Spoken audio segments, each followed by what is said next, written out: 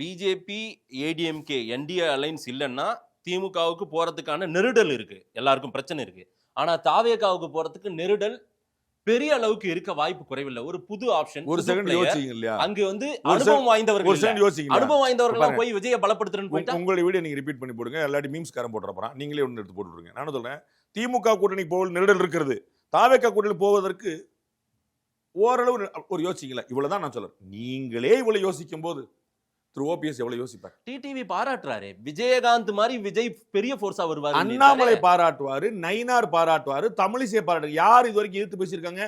தம்பி விஜய்க்கு சரியான அரசியல் புரிதல் இல்லை, தம்பி விஜய் சரியாக சிந்திக்க வேண்டும் தான் வந்து தமிழிசை அக்கா சொல்லுவாங்களே தவிர நீ எங்க உருப்பட போறன்னு சொல்லி திட்டல. இன்னைக்கு வரைக்கும் பிஜேபி விஜயை விமர்சிக்கவில்லை.